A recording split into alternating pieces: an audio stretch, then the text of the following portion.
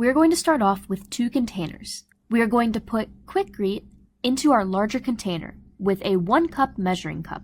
Flatten each layer out. Slowly mix and also add water. Tap your container to get out air pockets. Center your smaller container. Press and wiggle it down. Mix up another cup or so of Quikrete. Fill in any space around the centered container. In this case, I am using a butter knife to create a flat surface and smooth out the Quikrete. Lay out newspaper. Remove the center container by pressing the sides in. Demold your concrete block. Place and smooth out the Quikrete on the set concrete block surface. I am using 2 candle wicks, but you may need more or less depending on the amount of candle that you're going to be putting into here. Scoop out the contents of a citronella candle. While I am doing this and scooping out this candle, I have water boiling at the same time.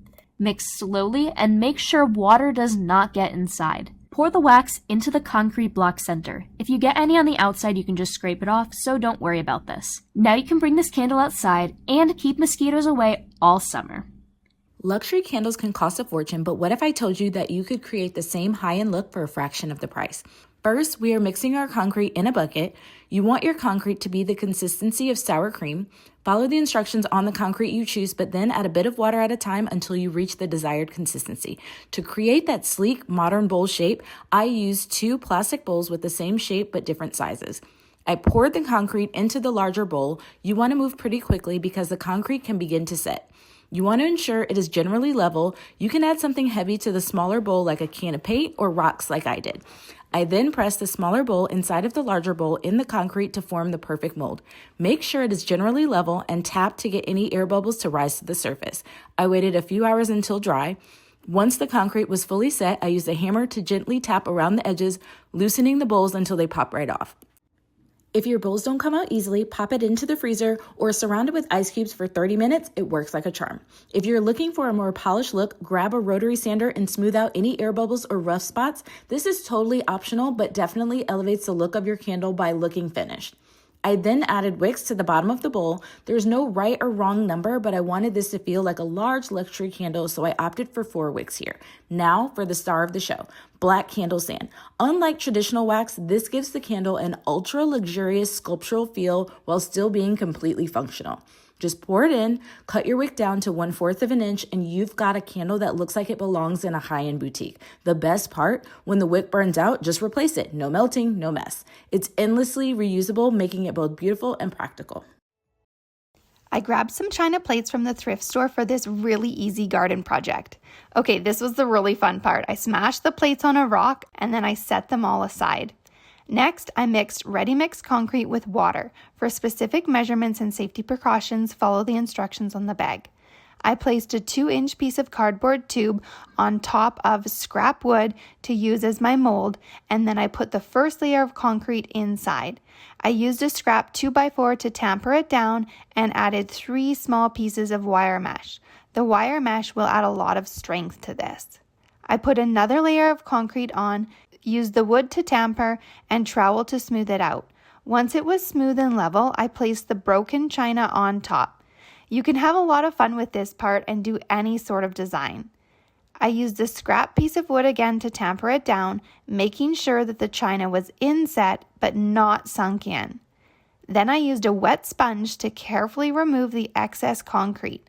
I wiped with the sponge a few times over the next couple of hours. After it dried for about 20 hours, I removed the cardboard around the outside and placed it in the garden for a beautiful stepping stone. I hope this inspired you to create your own thrifted china stepping stone. I picked up this small metal planter at Value Village and some pre-mixed concrete patch from Home Depot. Grab a spatula and your ready mixed concrete and begin to apply the product around the outside of the planter. You don't have to be too careful with this application, but you want to ensure that you are scraping and smoothing out some of the larger clumps and bumps along the way. Let this dry according to your concrete mix instructions.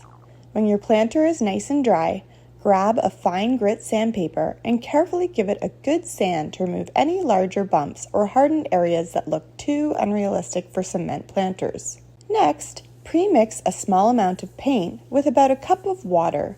Once your paint is mixed, begin to apply it lightly with short strokes. Allow your paintbrush to dry out in places so you can get a realistic texture. If you're happy with the overall look of the planter, it's time to stuff it with greenery, plants, or decor of your choice. I wanted to create a winter-style planter, so I snipped off some branches of an old pine tree we had in our yard. Begin filling the planter as you please. There you have it. I hope this inspired you to create your own winter concrete planter. I'm going to grab me some solar lights. Next, head over to the hardware store. I'm going to grab me about 100 feet of nylon rope. First thing I got to do is blow up this dollar beach ball. Then I got to get out some Portland cement. Make sure it's not concrete, but cement. Take a little bucket and you're going to pour some water in first so it doesn't stick to the bottom. Add that cement as much as you can. Then if it gets a little too thick, add some more water, but you keep stirring. You want it actually really thin. A lot thinner than it would if it was pudding, because we need to coat that rope. Go ahead and mix it all up, and once you do, take that first bit of rope and put it in there. Make sure you're wearing some gloves and just soak it up. If it gets a little bit too lumpy, go ahead and add some more water. Now, on that beach ball, just start laying that rope. You're just going to start roping it all the way around. It's going to be a little bit of a messy job, but it's going to be worth it. Just keep wrapping that rope all over. When you get to the beginning of that rope, make sure you got it all covered up so that it holds it in place. Again, just keep that cement going and just keep running all over that ball. You're going to keep going all the way around until you got a pretty good amount around it.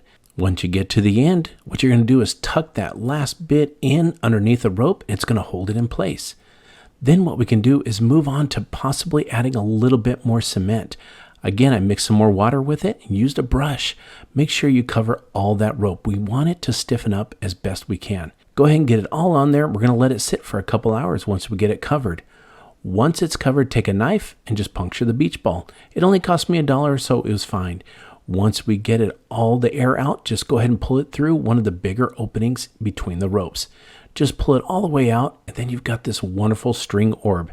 Now, I want to clean it up. Took a little bit of a plastic fork and just clean up the edges. Don't want anything flaking off. Now, let me show you a secret. Take a squirt bottle and start squirting all the string, and you're just going to powder it with the cement.